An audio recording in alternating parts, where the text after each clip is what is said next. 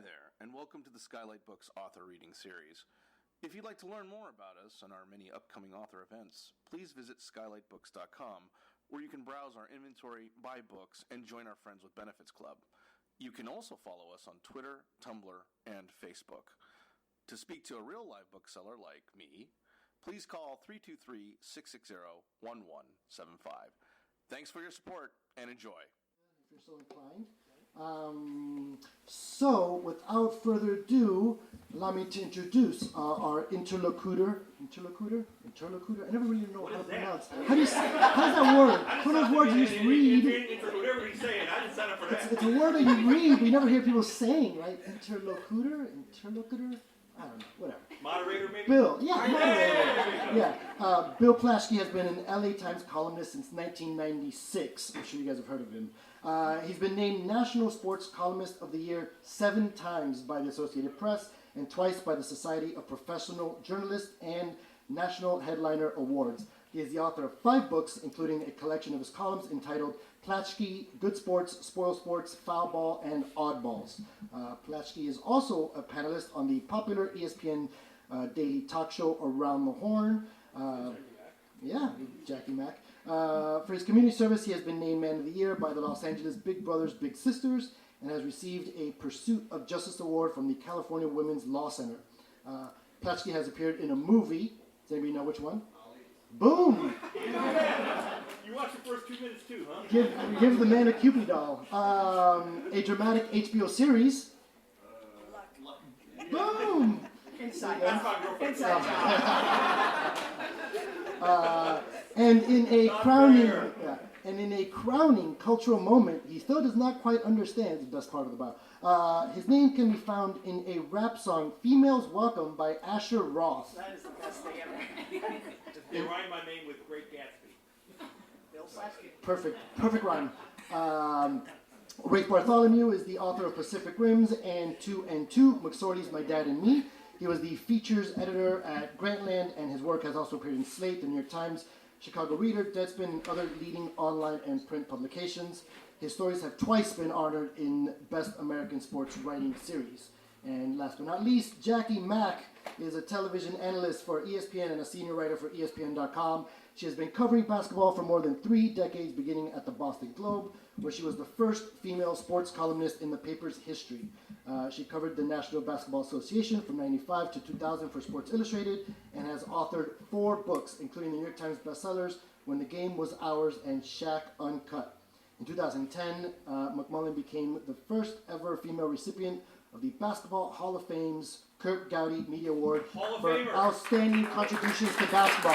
Ladies and gentlemen, Bill Plaschke, Rafe Bartholomew, and Jackie MacMullan.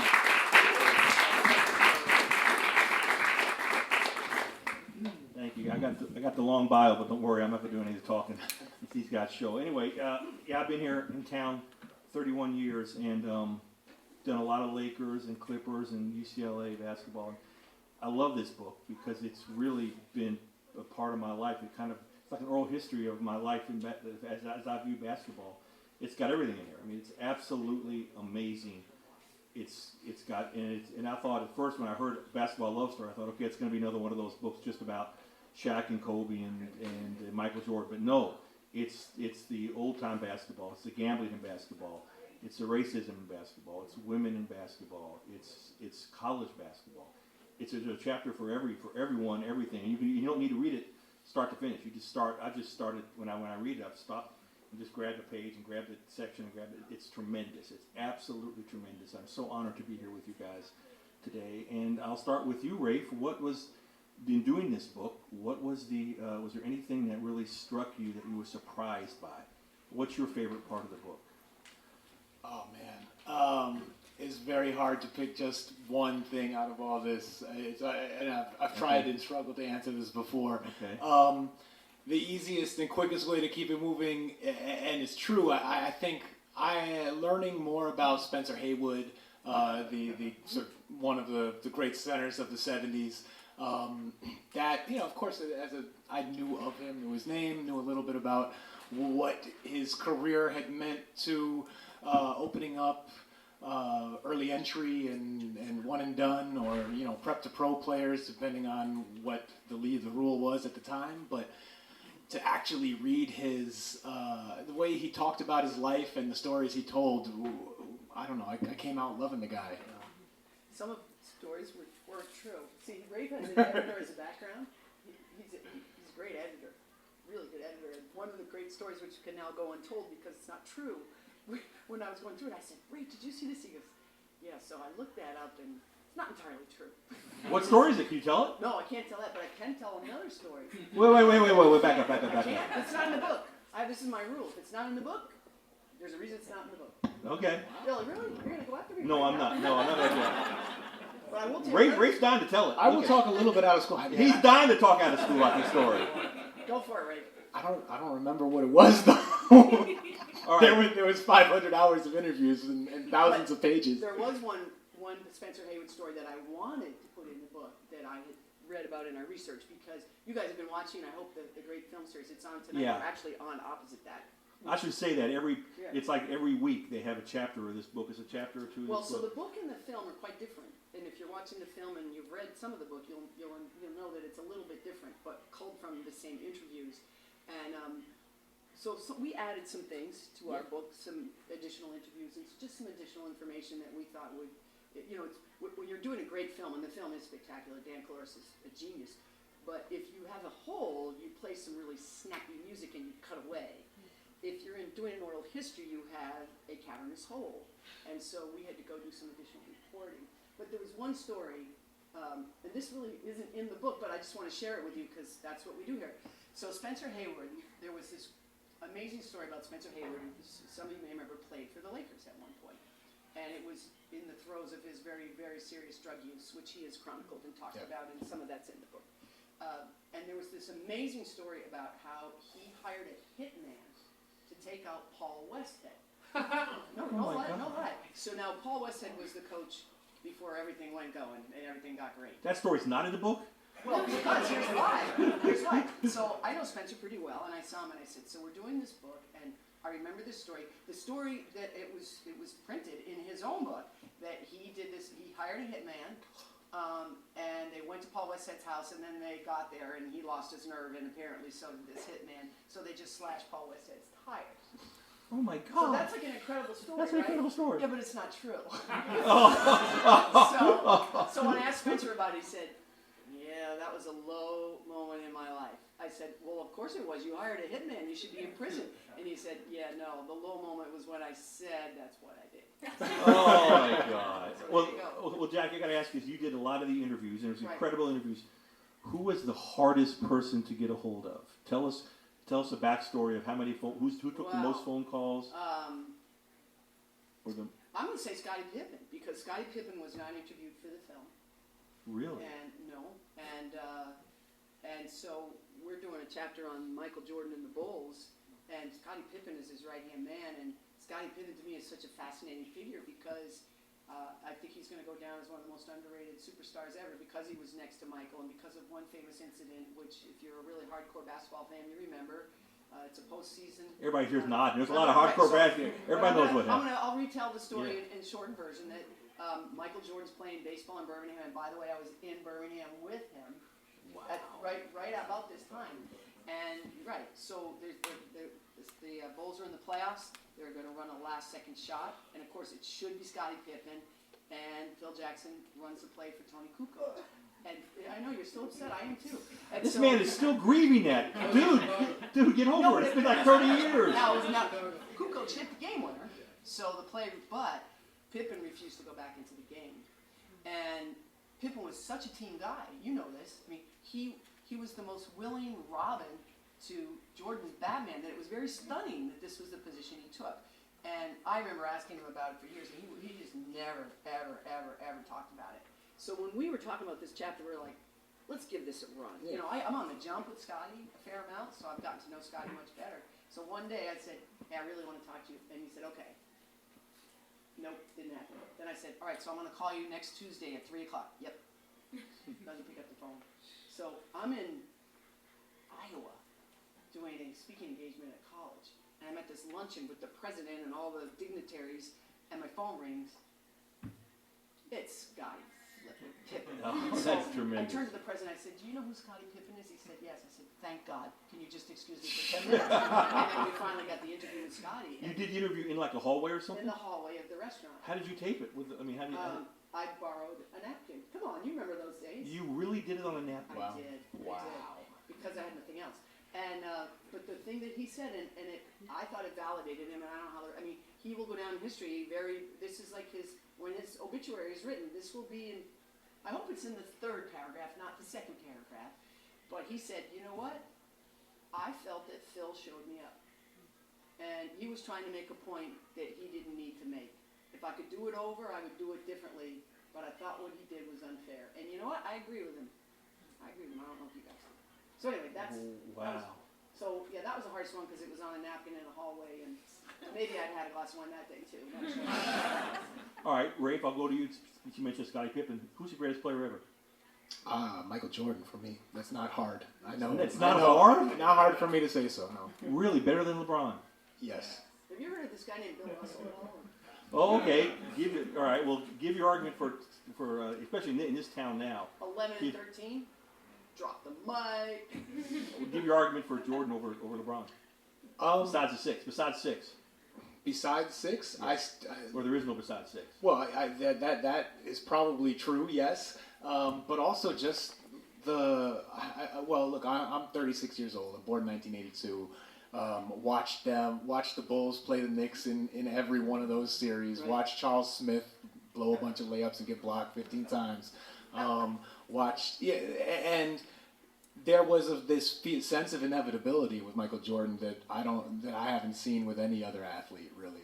That he was going to win. And obviously people make the valid point that, well, if you look back earlier in his career before he started winning, he was losing. It's not like it took 7 years to get to the point where he was winning titles. But once he ascended to that level, there was just nothing like it. And maybe that has to do with my age at the time, but I know a lot of people older than me who feel the exact same way. So let me take a stab at Bill Russell, right? Well, actually, I'll just take a stab at Jordan and LeBron. Okay. Can you guys hear me? Do I have to lift this up? You can hear it. So this is the way I would describe Michael Jordan, because I covered him. If you were down and out, he would stand over you and crush your larynx. He was like Francis Underwood. I just finished watching okay? House of Cards just jumped the shark, by the way, but that's just my opinion. But crush your larynx. I always use this comparison with Bird and McHale because they were teammates, and McHale had the skills to be one of the greatest ever, and he will go down. Obviously, he's a first ballot Hall of Famer, but I think he could have been one of the greatest ever. But the difference between Bird and McHale was the guy was down. Bird would look at Jordan and say, "Yeah, I'm crushing his larynx too," and McHale would say, this dude's had enough. I'm going to help him up." Okay, and so I would say this: LeBron James is the most dominant player that ever lived, but Michael Jordan is the biggest killer that I've ever seen. Because he needed, wanted, craved the option to close the deal, whereas LeBron was content to facilitate that opportunity. That doesn't make him a bad player. I just think that I never saw another killer like Michael Jordan. Bird was close, but Bird wasn't as good as Jordan. Yeah, and I mean, my feeling that Jordan is the greatest really only grew through working on this book and reading through the transcripts and what all of now. The interviewees for this book skew older, so it makes some sense that you kind of expect them to be a little biased towards Jordan or older players. And in fact, I think there are more people in these interviews who cite Russell or Wilt as the greatest ever than LeBron, which sort of shows you how old it skews. But just the breathless way that people describe Michael Jordan, some of the things that they saw him do on the court. Some of these, the little facts about how much he played also, and then not missing a game throughout the entire last three-peat for the Bulls. Although LeBron has proven to be just as durable, I would have to say. I gotta count. All right, Jackie Mack, you deal with them all the time. Who's best to deal with, Jordan or LeBron? As far as a reporter, who gave better answers? Who was more accessible? Who was more available? Who was... Different times, though, Bill. So different times. So LeBron, Christina's here, my NBA editor, and LeBron and I don't do particularly well. So I'm probably the wrong person to ask. I seem to be on the other side of LeBron a lot. He has the universe in this. You're either in or you're out. And I'm out. And I'm good with that. Although he's respectful to me, and when I talk with him, it's always respectful. We just don't get very far. You know, I can remember a time in the 80s, mid-80s, where the Bulls and the Celtics are playing in the playoffs. It's an off day. They used to work out in this facility in Deerfield, Illinois. It was like there were people working out next to Michael Jordan. Like he's lifting weights and some guy's like on the table going, hey, like that would never happen now. And so I remember going there on an off day, and there was not one member of the Chicago media there because it was an off day. Wow. And so I'm sitting there talking to Michael Jordan by myself for 25 minutes. So I'm a little biased in terms of spending time with him, understanding his psyche, appreciating where he came from. He was an uncompromising taskmaster, sometimes to the detriment of his teammates, which is also something that LeBron shares, and I think the great ones do. I mean, Larry Bird called all his teammates sissies. You remember that after? Mm-hmm. So I think the great ones demand that of. I mean, I would argue that Irvin is doing this right now with the Lakers. Him hauling Luke in there and chewing him out. You know, he not a good look. It's not a good look. I wrote a column about that. Right. No, right. So when I did a book with Irvin and Larry, I had to be in Irvin's home to do these interviews. Of course, it was 3 times out of 4 whether he was actually going to be there or not. He forgets. One time I was on a plane going to Dana Point to interview him, and his agent called me, like the doors are closed. He's like, "Are you on the plane?" I said, "Of course I'm on the plane. We're leaving in 3 minutes." He said, "Get off the plane. He's in Singapore." So, you know, that's Irvin. Irvin's a little, but when you get... Did you get off the plane? I did. I got off. Okay. But when you're with Irvin, and I think this comes through in the book, you're in the center. He's just one of the most amazing people I've ever been around. So genuine in his kindness and in his... You know Irvin, right? Oh, yeah. No, but like he can... He came after the whole story broke about him and Luke. Right. Him scolding Luke, telling Luke to sit down, don't interrupt me, cursing Luke.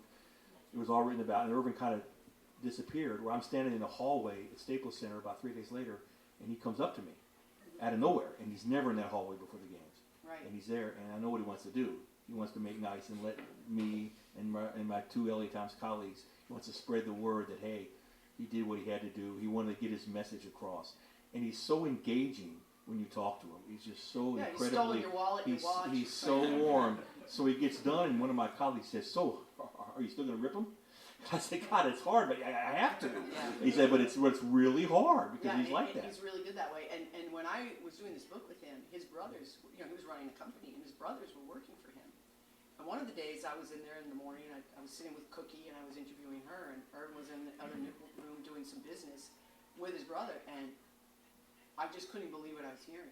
The language, not bad language, just vicious language, not swearing so much. It's just hard, loud, confrontational dialogue. And then at the end of it was like, "You're fired." And then when he came back in later, I said, "Did you just fire your brother?" He said, "Yeah, I did." So he's really uncompromising in what he expects. Well, he says, "Bill, you got to understand, there's Irvin and then there's Buck." And he says, "When I'm Buck, I tell I get." Well, I want to talk about you, Rafe. Your basketball cred to me, and I know you got a ton of it, really shown through in your dedication page. You thanked the Philippines for showing me what it means to love basketball. Did you play basketball in the Philippines? Yeah, wow. I was not brought there to play basketball. I was not an import. Trading card.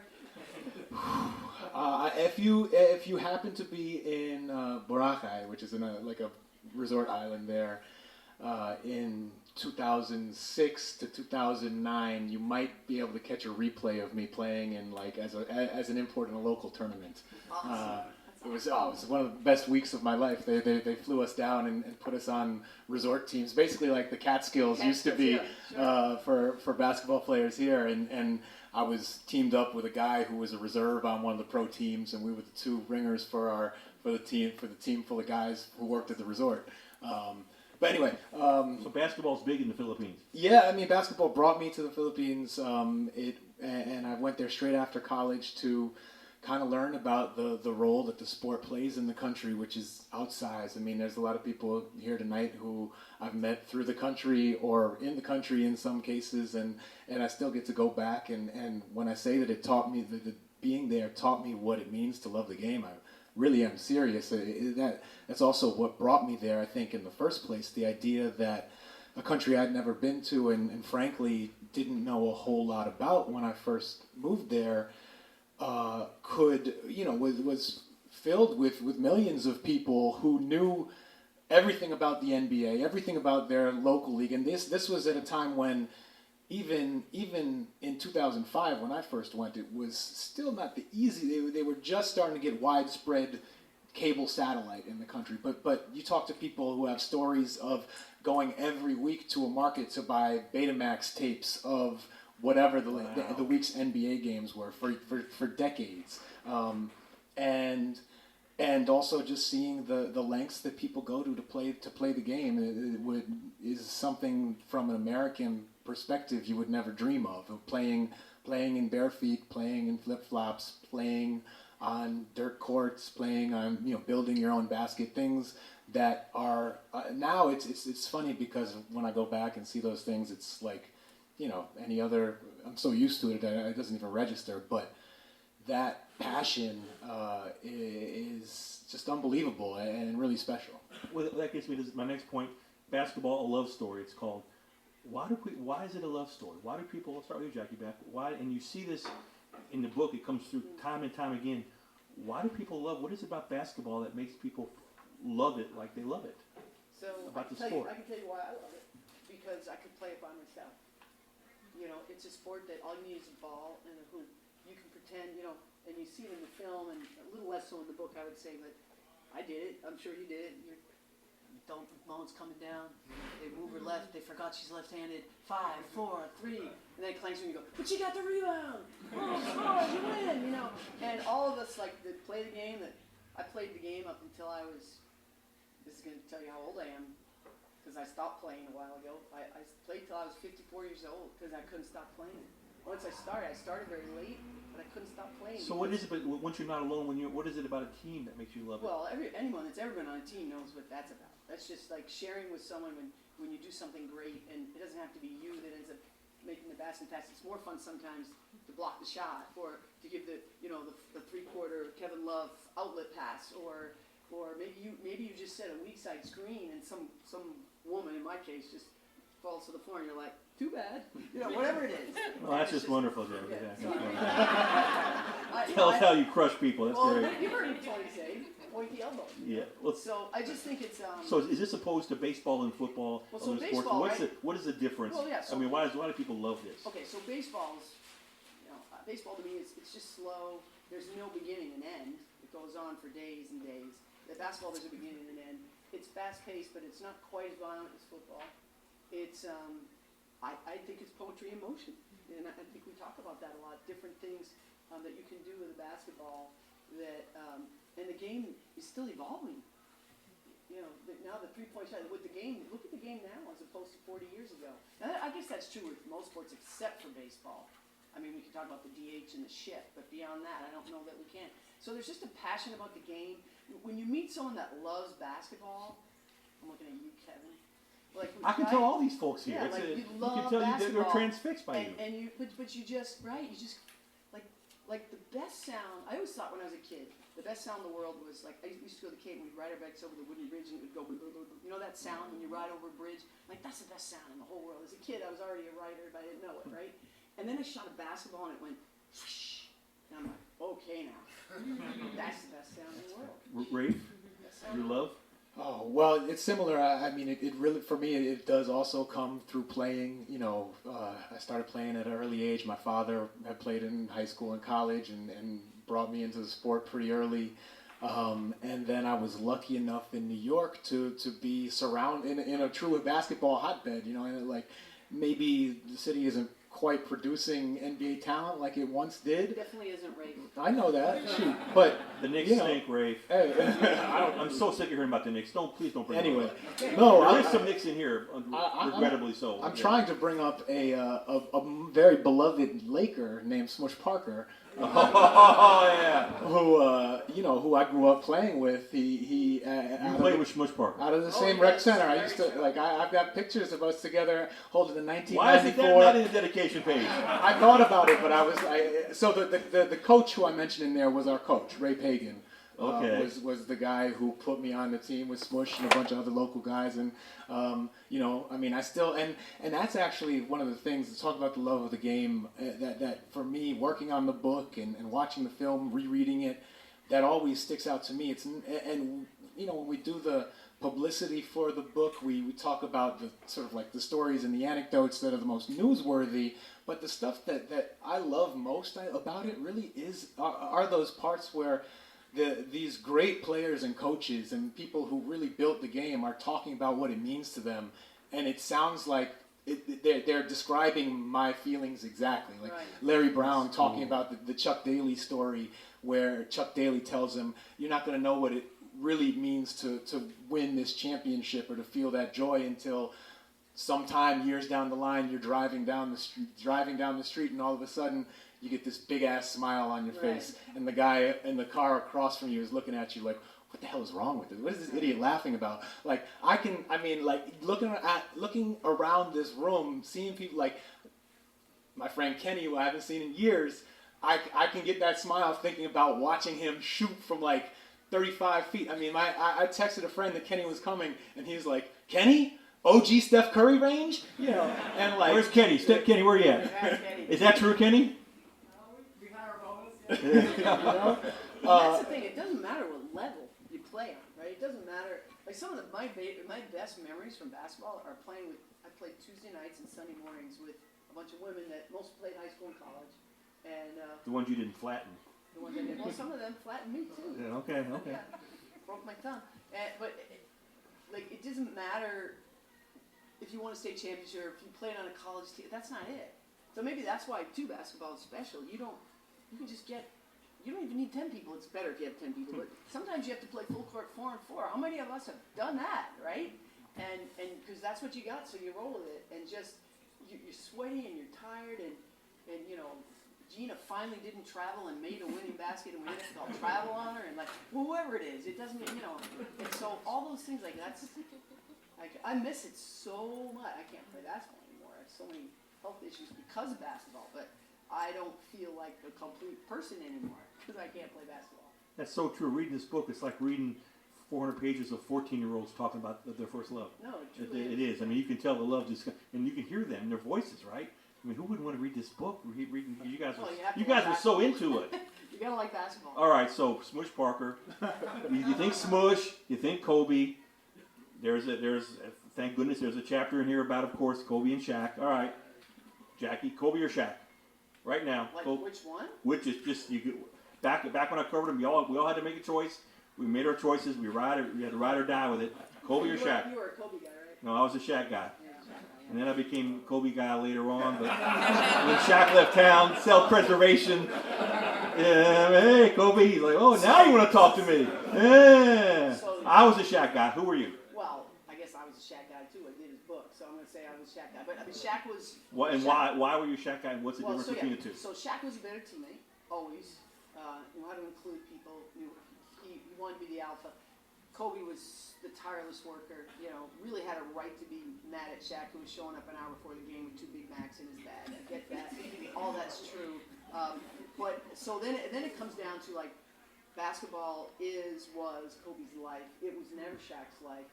It was fair to criticize him for that because he was doing commercials and movies and making gold and platinum records as a rapper. Terrible rapper. Sorry, Shaq.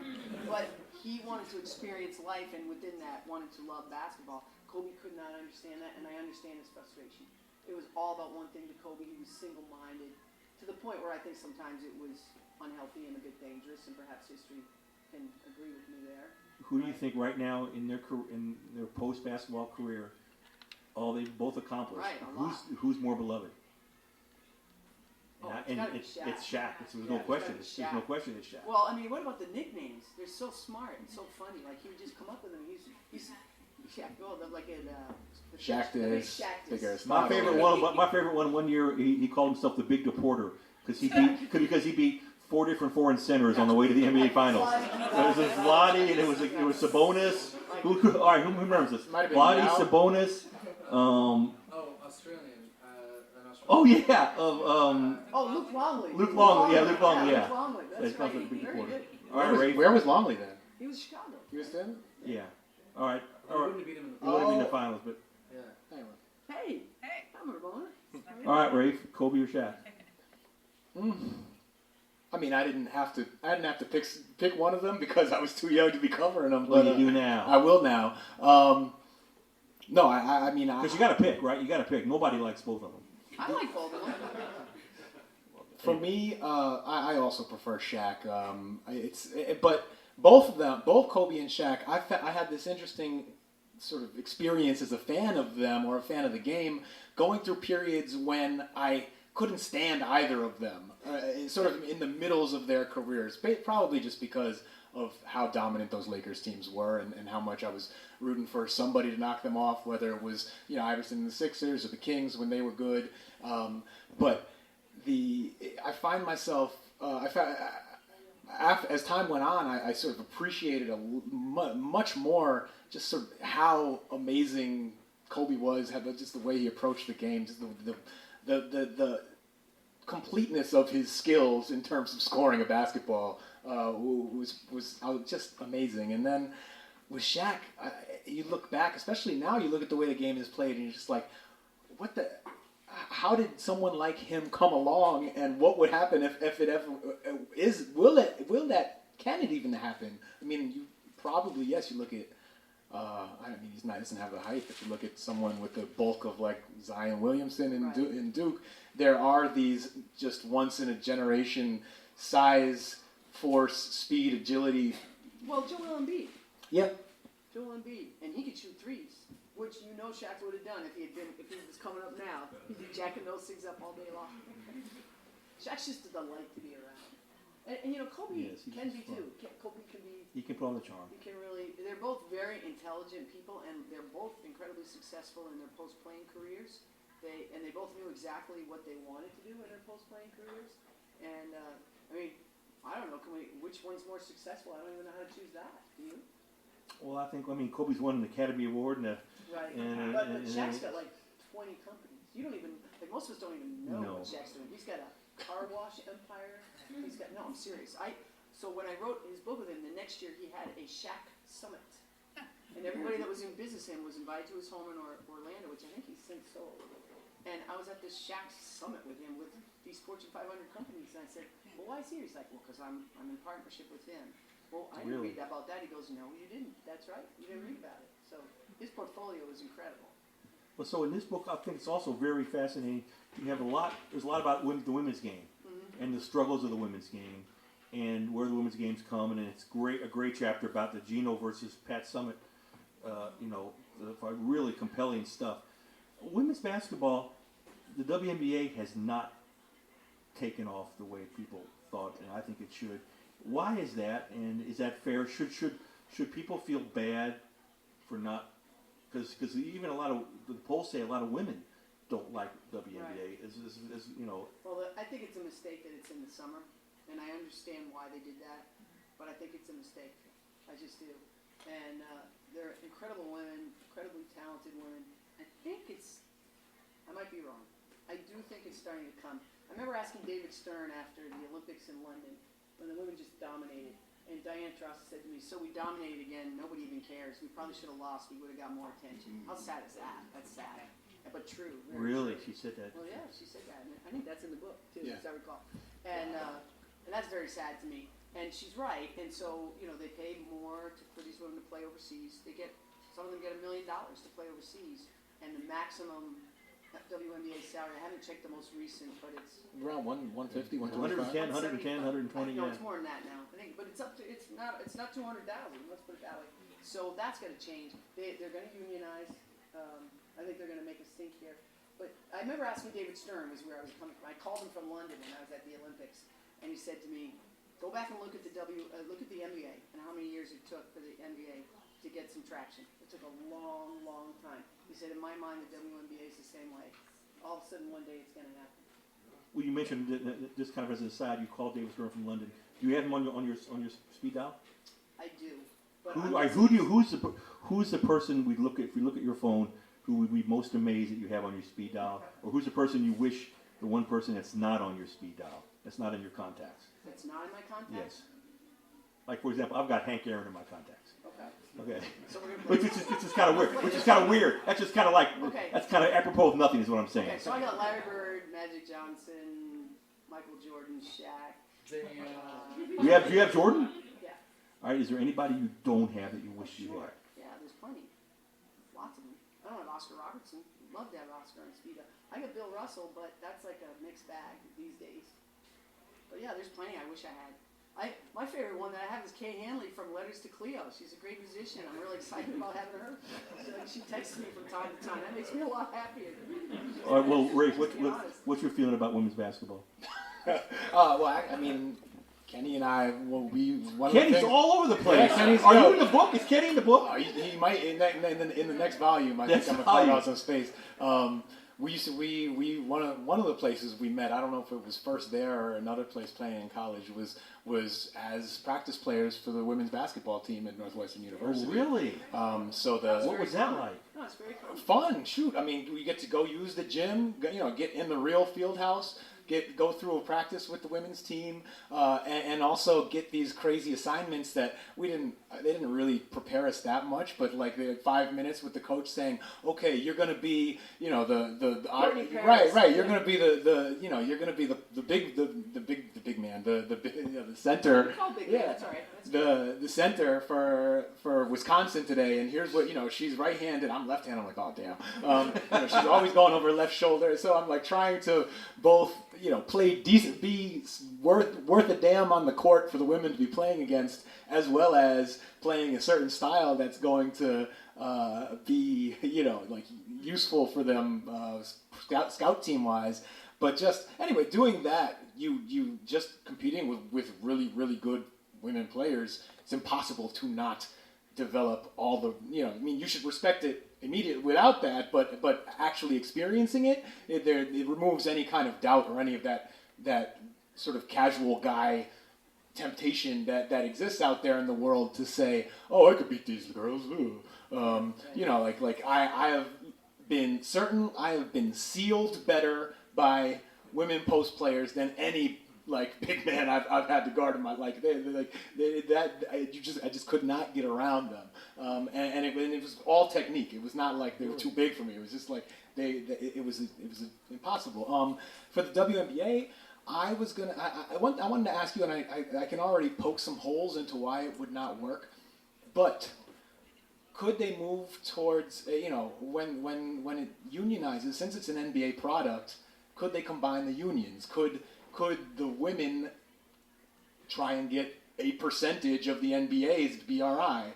I know all the reasons why. I'm sure that's what the league will say, right? But there is a real kinship among the men and women's players. So when I was in London. So why not the men put their money where their mouth is? Well, it'll be interesting to see what they do. Like Kobe, actually, by the way, was one of the biggest supporters. Oh, he's huge at Sparks. They were at every single, but in the Olympics, he was at every single game. There's a lot of guys like that. So, but the biggest champion of the WNBA, and the reason it still exists, is David Stern, without a doubt, because he said he became convinced that all the journalists were going to make sure it failed, and that they would say to him, he'd say to them, well, why aren't you covering the WNBA? And they'd say, oh, well, it's a little bit of this, and we know a little bit of time on it, and he would say to them, well, that's what they used to say to African Americans and Jews in this country. He used to say that to the journalists. He was not going to rest until that thing got on its feet. And Adam Silver has been supportive, but not nearly with the same fervor that David Stern was. I mean, I think the Sparks are really important to the city, and I've written that. I mean, they don't get big crowds, but it's all about empowerment. I love to see little boys there cheering for them. It's very cool. Yeah. I mean, Ann Myers in the book says that the thing that's most frustrating to her, and for those of you who don't know, Ann Myers is one of the greatest players that ever lived. She played at UCLA. She was an Olympian. Tried out for the Indiana Pacers. Yeah. Almost. I don't know if we can say that she almost made the Pacers. Probably not. But she tried out for the Pacers. And she said to me that the most frustrating thing for her is when she goes and speaks to these group of young women, and she'll say, who do you want to be when you grow up? And they say, LeBron James. And she's like, no, Candace Parker is the answer. Brittany Griner is the answer. Not LeBron James. So we've got some work to do. Well, there's also college in here, which I love. It's amazing. You would think, again, it's every level of basketball. Greatest college coach. And you better say John Wooden. Well, no, you're not going to say John Wooden, are you? Well, here, I will. But so one of the things I learned from researching this book was that Pete Newell, who no one knows, Cal Berkeley, my niece goes to Cal Berkeley. Oh, Pete Newell was the coach at Cal Berkeley, not Kaylee, she's only in the 7th grade. She is a genius, but not quite college yet. But Pete Newell, his final 8 games against John Wooden was 8-0, wasn't he? 8-0. Just saying. I read it in the book. I read that in the book. That's why I read the book.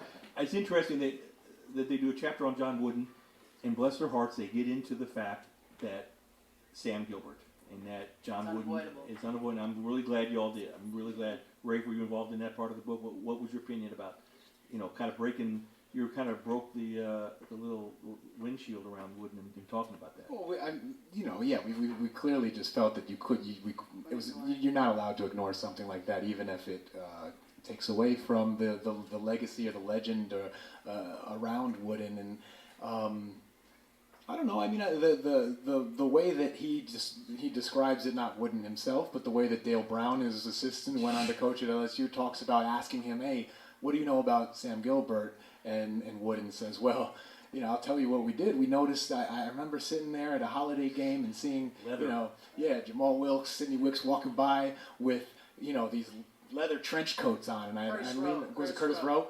Yeah. And he leans over to his wife Nell and it's like, what did Sam Gilbert send us for Christmas that year?" And it's like leather bags, and he goes to his his AD, the athletic director at UCLA, and he says, "John, you just worry about coaching. I'll worry about the rest." Now, is that exculpatory? No, but it's at the same time. I don't know. I think that's sort of the position. I'm kind of soft on college coaches, which is not a popular position. I think that if their job was still, they would get paid $50,000 to coach basketball, I think they'd probably end up still coaching basketball. Like that's what but they're in this system where the problem is it would cost them $50,000 to get their backup point guard. Well, that's right. I mean, like, there's so much money in the system, and there's so much money available, so that they compromise themselves in all these ways. But part of me still really does believe that even whoever you think is the most corrupt college coach out there, the most, who's got his hands in everyone's pocket and everyone's hands are in his pockets too. Nominees? Do we have nominees? Good choice. Whoever you think it is. Coach K. Yeah. Ooh. Well, look at that roster. I went and said it, didn't I? Or any of the new, because it's never them, right? Oh, we forgot Rick Pitino. Well, he's oh my God. Yeah. Strippers in the dorms. But yeah, part of me, this may be very naive, but I do kind of believe that, like, if they were just pulling a salary and the game around them was clean, they're still going to be coaching basketball. So what about another great part of the book is you used to ask people for their greatest memories. What game, and I know I'm putting you on the spot here, can you think about it for a second or two? What game or what moment do you remember? And in fact, I'll start, maybe to give you going, would be 2000, Game 7, Western Conference Finals. You guys remember that? That was when the whole era, they were down 14 points at the start, they were down 15 points at the start of the fourth quarter, and they came back and beat the Blazers. And that was, if that game doesn't happen, Kobe and Shaq don't happen, Phil Jackson don't happen, the Lakers don't happen. And that changed everything, and of course it had the great alley-oop from Kobe to Shaq to finish that off. And you could tell, I was sitting there, and I had Jay Adonde, who's a young columnist to my left, Mark Heisler, an older columnist to my right. And you could tell their ages and their experience when Kobe threw the ball and Shaq dunked it. Adonde jumped into my lap, literally jumped into my lap, while Heisler, who knew then that they were by winning the game, we had 2 more weeks of work. Heisler buried his hand in his head. So 2 different experiences, but yeah, that moment, I'll never ever forget that moment. What about you, Jackie, Matt? Or do you want to go first, Ray, if you have one? I have a ton of them, but one of them has nothing to do with Boston, and I was there, Game 5, when Jordan hit that jump shot over Craig Neal. Oh, wow. And he jumped up, and I was like, wow, this dude is special. That was the start of it. That was the start of it. And I can remember that because Craig Neal was You were there. Yeah, I was there, yeah. God, I was everywhere, whether I wanted to be or not. So that was one of them. I mean, I was the 38th man in for the Globe at the 86 finals. And I was there when Irvin did the junior hook, which is still one of the greatest plays I've ever seen over the greatest front line in basketball history, over Bird, Parrish, and McHale. And the thing I remember very well at the end of that game was they gave Larry Bird an open look from the corner. And do you guys remember this? And some of you're probably too young, but up it went.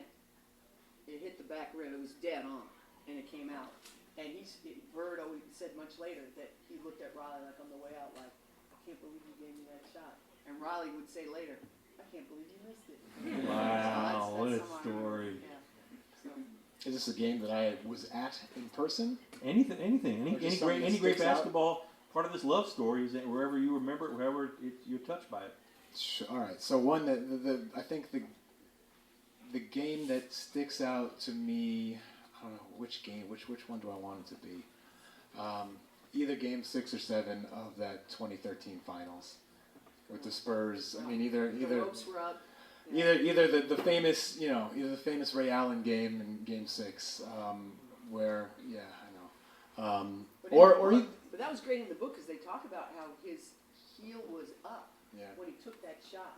If his heel is down, he's out of bounds. That shot doesn't count. He had the presence of mind as who was the famous Southern football? Fred Boyce. He had the presence of mind to keep his heel up. Wow. And Shaq that's one of my favorite quotes in the entire book. Professional Hoosiers for the Spurs was just hilarious. All right, then the last thing, and then we'll take some questions. Where's the greatest place you've ever watched basketball? Is it a playground?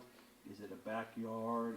Where's the greatest place you've seen a rim and a backboard and somebody playing?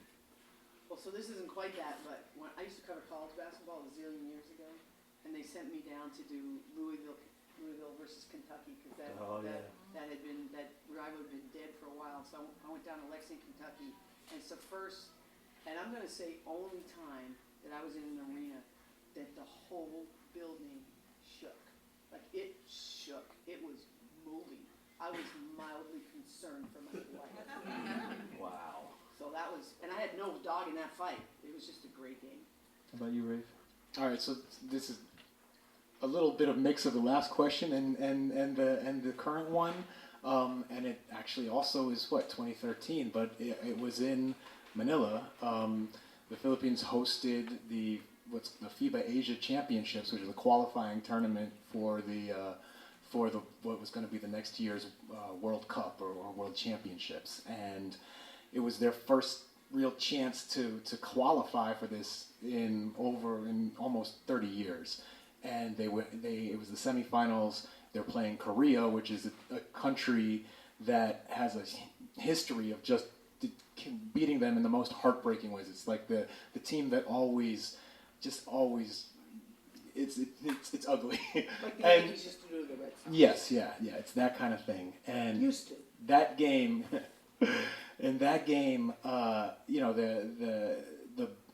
the foreign big man playing for the Philippines, and that the pre-Andre Blatch naturalized Filipino center, who is Marcus Douthit for my St. John's fans. Somebody had to finally mention Andre Blatch here, right? You just had to, couldn't help yourself, could you? Smush Parker and Andre Blatch. All the greats. You got to buy this book. and Kenny.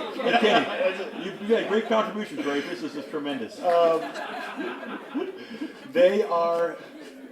So Douthit gets injured in the first quarter, and they have to play, all local, all what they call all Filipino, and it was just they end up winning, and there's this great back and forth sequence to win the game. It's the first time they sort of slayed the Korean boogeyman in 15 years, and the entire arena, because it was a home crowd, just lost it, knowing that this meant that they're going, that a local team is going to go play in the World Championships and end up playing against Manu Ginobili, end up playing against Giannis, who was already playing for Greece that year, end up playing against Croatia and all of these giants of the international game.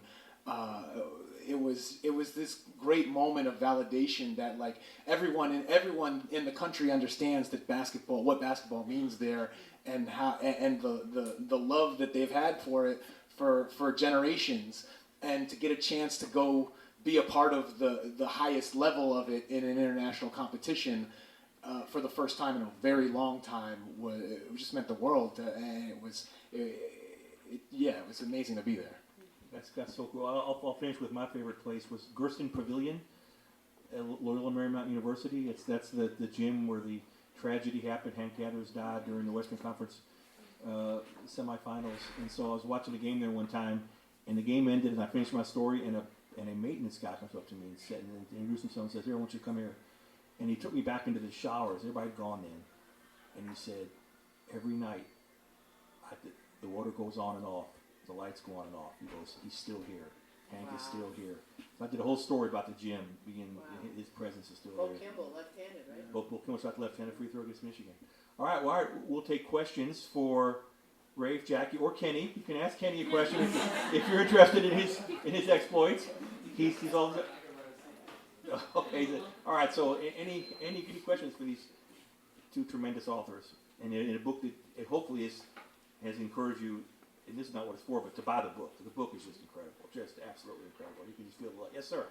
Hi, I was just wondering, in the years that you've covered basketball, have you noticed like a shift in the way that the country has received the game, especially against the other major sports? Has there been like a cultural shift, and what sort of like trends have you noticed?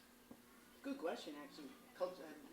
Couldn't hear cultural shifts in the game in this country, and one of the chapters that we have is what the Dream Team did to the rest of the world, and how it opened the eyes to all these international players about the game, and how it made them fall in love with the game, and made them take their country and make it more important to the game. The only one that didn't buy into that was Yao Ming. Everybody, because I guess maybe they didn't show the games in China, but when I went to China to do a game on the Shanghai Sharks, the first year that Yao was in the NBA, and there were posters of Allen Iverson everywhere. Allen Iverson was a god in China. Now it's Shaq. Shaq's got a statue in China. He does. A really big. I did a video with it. I did a video in front of it. Very Yeah. big statue in China. Well, now you got a Syracuse jacket on. You know this dude up here is ripping Boeheim for cheating. You know that, right? We'll talk about that. Okay. All right. And any more questions? Feel free. These guys have great stories. I have a question. Ramona Shelburne, the famous Ramona Shelburne is here. Come on, take a bow. Come on, take a bow. Ramona Shelburne is here. These are the ones who wrote a book. No, okay, so my question is, you guys have, in writing this book, who doesn't live up to their public persona? Who's maybe changed the most since you've known them as a player? For the detriment or? Either way, Right. whichever one. Like, who surprised you, really? You got an answer off the top of your head? Yeah, I always do, but you go ahead. I don't know yet. Talk way too much. I don't know yet. Oh, okay. I can tell you who mine was. So I covered Wayne Embry for many years, and for those who don't know, Wayne Embry was the first black executive in the history of sports, not just basketball, in the history of sports, the first black general manager in any of the major sports. He was a big bear of a guy, played for the Celtics, played with Oscar Robertson, the Milwaukee Bucks, great player, Hall of Famer. And when he was the coach of the GM, and I was a young writer, he was with the Cleveland Cavaliers, and he would always take my call, and he would just never tell me anything. And I would say to him, "But Wayne," and he'd say, "Well, you know, I can't tell you that, Jackie. You have a nice day." And I was like, "Oh, man." And so I always wondered, what was Wayne Embry thinking? And boy, we really find out in this book what Wayne Embry was thinking. And he's a man of great depth and great intelligence. And one of the most heartbreaking stories for me was he got traded to the Celtics. He was Bill Russell's backup, and he was getting ready to play actually not even the Warriors. Would it have been the Warriors? The Philadelphia Warriors? Philadelphia. They're playing Philadelphia anyway. Game 7. He's getting ready. He's got his head down there in Philadelphia. He's getting himself ready to play the game. And some guy comes out of the stands and throws a banana at him and says, "Have a good game, you Big 8." Can you imagine? Can you imagine that? And man, that story broke my heart. So. Ray? My answer. I think some of the coaches who are further along in their careers, still active, but kind of on the way out, and are now are known for their mistakes in recent years more than the stuff they did earlier in their career. I'm thinking like Larry Brown, right? We think of now the book on Larry Brown is he'll come in, wear out your team, and then leave before leave you with a big. Yeah, well, Larry will try and trade everyone, and then he'll leave. Doug Collins will wear him down into a pulp, and then he'll leave. But really getting to go back and hear him talk about all the steps of his career and remind, just get those reminders and with some meat on the bone with the details, the stories of coaching Kansas to a title, of coaching, with the young Greg Popovich on staff, by the way. and coaching and playing and coaching in the ABA and winning titles there and all the way through to his NBA career. I mean that just sort of the breadth of some of the lifers, and when you have to read through 250 pages of their interview transcript. Right? Yeah, John Thompson as John well. Thompson was amazing.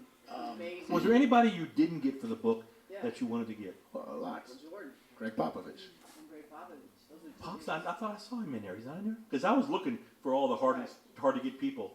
Pop just didn't. Really? He Doesn't just- like to talk about himself. And But then, I hope, I wish he had, because I think he belongs in the book. He's in the film, again, because we have footage of him. And he's certainly mentioned in the book. He certainly gets his due in the book. But Yeah. he didn't participate. And Jordan's, got his own, like so many of these guys, he's got his own documentary that he's working on right now.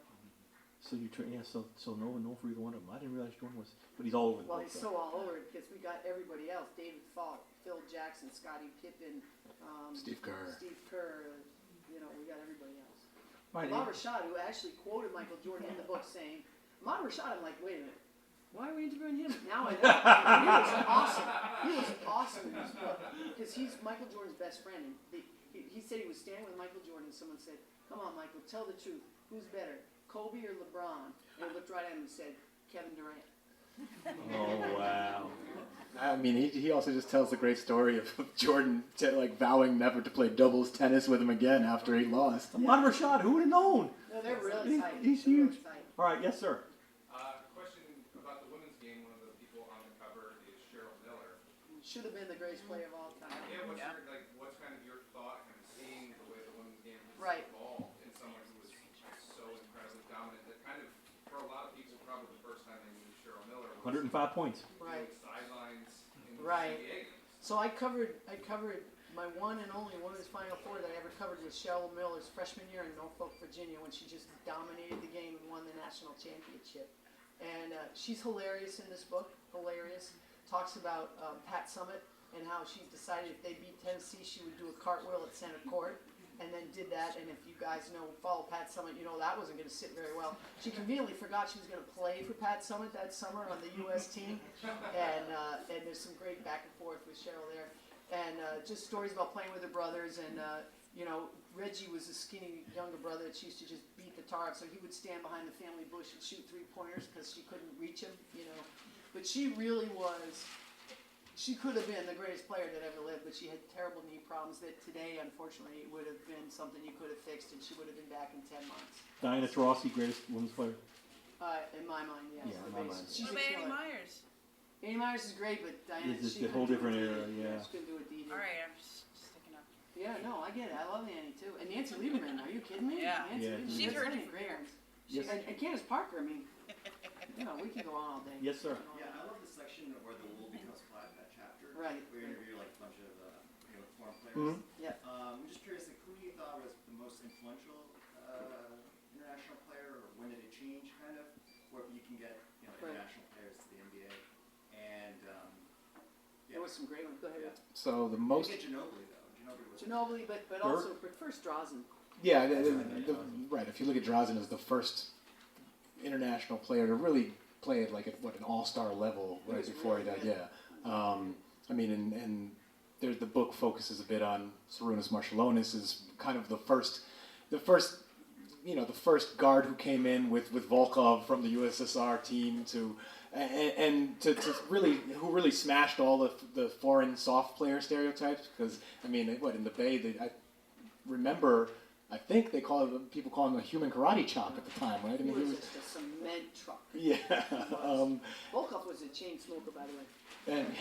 And Not schmatzing those European men. it might have been Sabonis had he gotten the opportunity to come here earlier, but at the same time, that almost adds to his mystique, right? Because he arrives here much later, really at the very tail end of his career, but was still able to be such an important part of those. Still won him a gold medal. Right. Well, yeah, and when he comes to the NBA, he's still such an important part of those Trailblazer teams, and still dazzles people with the amount of skill he had. Great and then pass. when you put that together with the stories of him in '85 and '86 before his Achilles and knee injuries, that he was, you know, pinning shots on the backboard and then beating everyone else down the other way for a dunk. You know, that someone actually existed with that much skill and athleticism in a 7'3". He was Bill Walton before Bill Walton was Bill Walton. He may have been, you know, the transformative international player that we never really got to witness. But it also, you know, the apocryphal side of it, that now it just lives on in all these the people who were awed by playing against him or seeing him one time. That's almost bigger than him having made it here to play earlier in his career. All right, yes, sir. A lot of the writers in this room sort of shape the culture around basketball because we want to go to Twitter and read the stories about what's happening in locker rooms and things like that.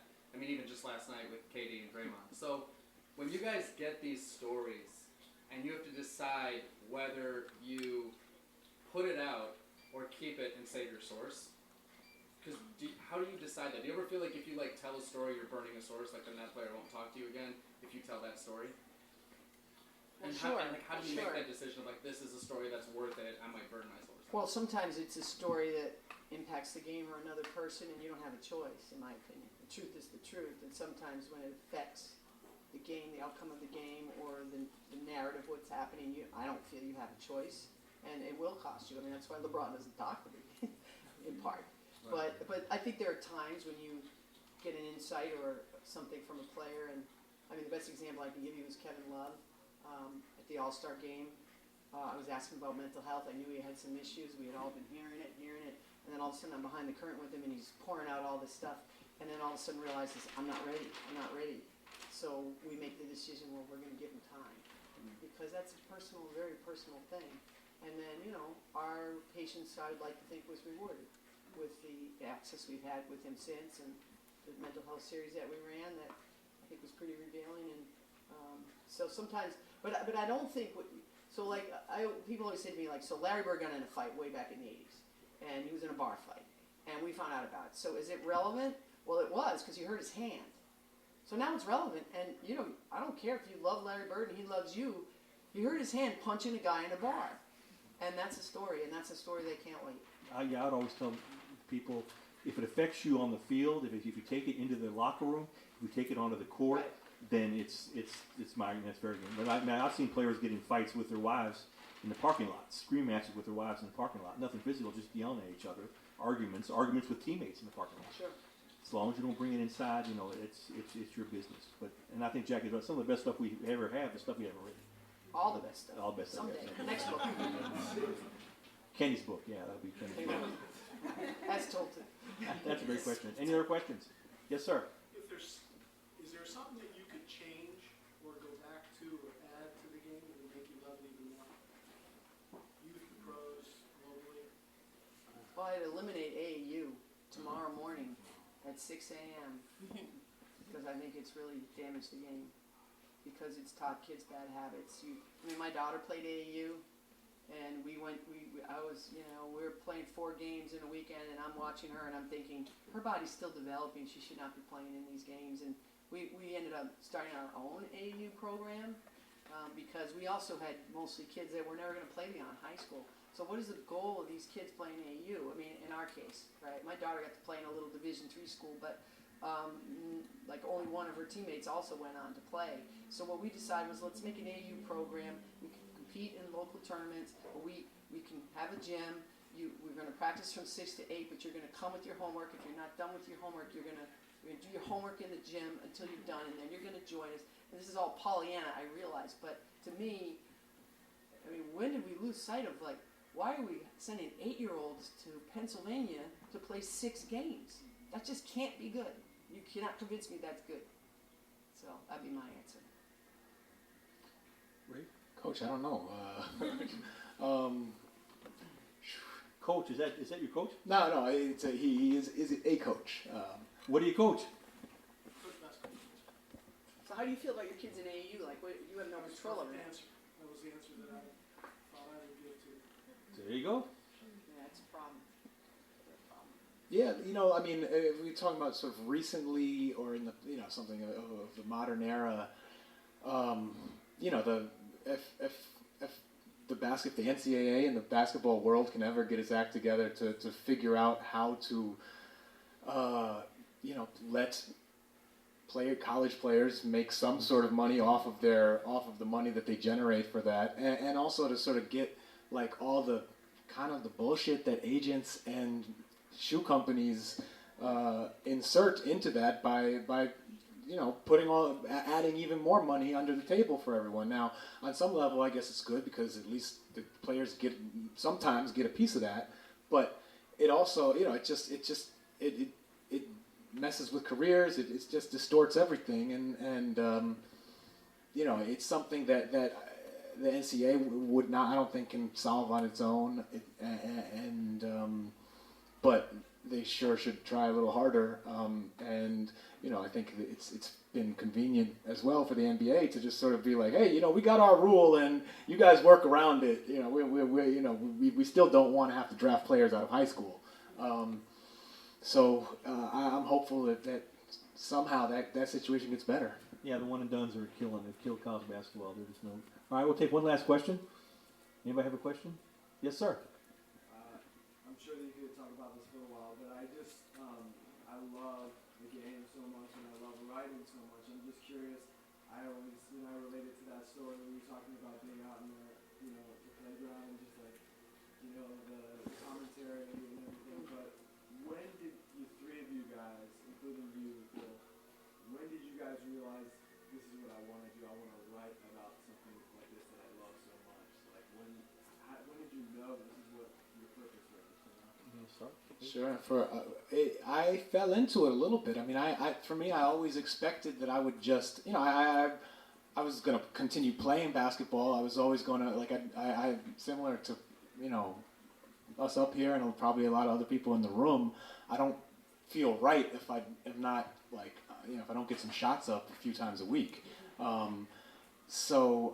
I was also comfortable with that just being it. I did go to journalism school, but I didn't really focus in sports. I didn't cover any of the college teams. I didn't even know that I was gonna pursue, writing or journalism professionally. But it really was the opportunity to go to the Philippines straight after college, and then all of a sudden have this opportunity to learn, use something that I had been doing my entire life in basketball to learn so much, have a whole new world opened up to me through the generosity of so many people I met over the years, and it continues to this day, that I all of a sudden stumbled into something I wanted to write a book about and was fortunate enough to do it, and that sort of put me down the path. And I'm really happy it did. Jackie? So I was in high school, and I played it at Westwood High School, Westwood Home of the Champions. It's a joke. But anyway, we just never lost a game, ever. For 17 years, we didn't lose a league game, and the teams were just great, and you never read about them, ever. It was always about the boys, always about the boys. And I used to stomp around my house and say, "It's just ridiculous, Dad. I can't believe you." And he said, "Well, why don't you just call the paper?" I'm like, "I will, tomorrow." He's like, "Yeah, you're going to do it now." And I'm like, he's like, "I'm so tired of listening to you, so call him." So he stood there, and of course I lost all my nerve. And I said, "Well, I'm just really wondering why you never write about the girls." He said, "Well, we're a small weekly paper. I don't have anybody. You want to do it?" I said, I'm 13. I was like your age. And he's like, "Yeah, if it stinks, I won't print it." So I started writing longhand about all my friends that played sports, all girls, girls only, no offense, guys, girls only. And I would pass them into the office, and they'd put them in the paper. It just looks I'm like, wow, this is awesome. So I knew what I wanted to do when I was 13 years old. It's about the same age for me. I stuttered real bad. I still do a little bit, but I stuttered real bad as a kid. So writing was the only way I could really communicate with people. And my freshman year in high school, I'm at a basketball game, and everybody starts chanting. I went to Ballard High in Louisville, Kentucky, a big basketball school. and everybody started chanting, "We want Earl, we want Earl." And I wonder who's Earl. Earl's the last guy on the bench, and everybody's cheering for him. You know, this happens in every game. He gets in at the end of the game. And I thought this would be interesting, so I met Earl, talked to him, wrote a story about him for the high school newspaper.